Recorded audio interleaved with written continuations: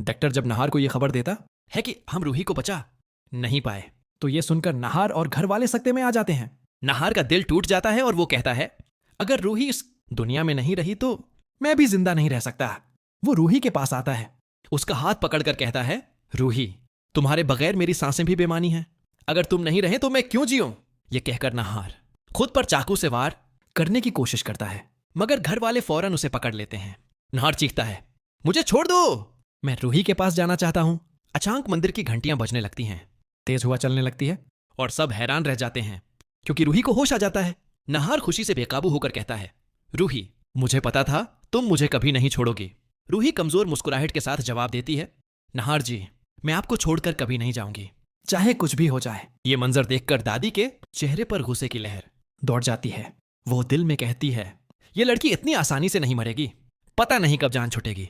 इधर सुकून दोबारा पेंटिंग से बाहर आती है। अब वो अपने खौफनाक रूप में है। वो कहती है, मैं चाहती थी कि नहार को गोली लगे, मगर रूही ने उसकी जान बचा ली। अगर नहार मर जाता तो वो हमेशा के लिए मेरा हो जाता। अब रूही को नहीं बचना चाहिए। रात में रूही को ख्वाब आता है। सुकून उसके सामने आकर कहती है, मैंने कहा था ना, मैं वापस आऊंगी, अब तुम्हें कोई नहीं बचा सकता। रूही डर के मारे जाग उठती है। नहार उसे तसल्ली देता है, मगर सया यानी सुकून आहिस्ता आहिस्ता अपना जादू दिखाना शुरू कर देती है। कभी आईना खुद ब खुद टूट जाता है, कभी दिया बुझ जाता है। रूही ये सब देखकर खौफजदा हो जाती है और नहार से कहती है, मगर नहार उसे वहम समझता है।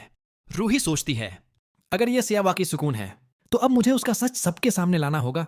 वो पूजा शुरू करती है और भगवान से दुआ करती है कि सुकून को मौकेश मिल जाए। अचानक तेज हुआ चलती है, दिया बुझ जाता है और रूही समझ जाती है सुकून अभी भी यहीं है। सया यानी सुकून अब नहार के करीब आने लगती है। मीठी बातों से उसका दिल जीतने की कोशिश करती है। एक दिन जब रूही नहार को बुलाने आती है तो देखती है सिया नहार की शर्ट दरस्त कर रही है। घर वाले रूही को घर ले आते हैं और जब सुकून रूही को जिंदा देखती है तो उसका गुस्सा और बढ़ जाता है। वो कहती है, ये इस बार तो बच गई, मगर अब नहीं बचेगी। सबसे पहले मैं उसे रास्ते से हटाऊंगी। रूही नहार से पूछती है, सुकून का क्या हुआ था? नहार कहता है, पता नहीं, वो वहां से गायब हो गई थी, शायद हमेशा के लिए चली गई हो। मगर रूही के दिल में अब भी खौफ बैठा है। वो सोचती है, मुझे ऐसा क्यों लग रहा है कि वो अभी भी यहीं है, मुझे उसे मौकेश दिलाना होगा। रात को दादी के कमरे में अचानक सुकून की रूह आती है। दादी घबरा कर कहती है, सुकून, तुम अभी भी यहीं हो? मुझे तो लगा तुम चली गई हो। सुकून कहती है, मैं नहार को लिए बगैर कहीं नहीं जाऊंगी, मुझे तुम्हारी मदद चाहिए। मैं नया रूप लेकर वापस आना चाहती हूं ताकि कोई मुझे पहचान न सके।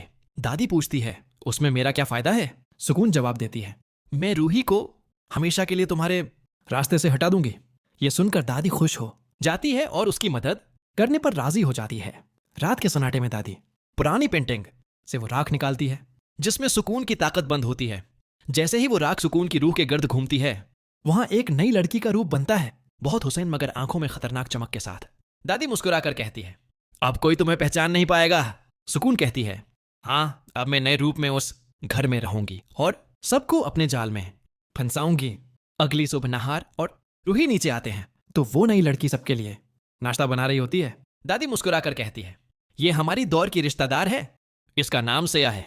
नहार और रूही मुस्कुराकर उसे सलाम करते हैं, मगर जैसे ही रूही उसकी आंखों में देखती है, उसे एक अजीब सा एहसास होता है, जैसे ये नज़ारे पहले भी देखे हों।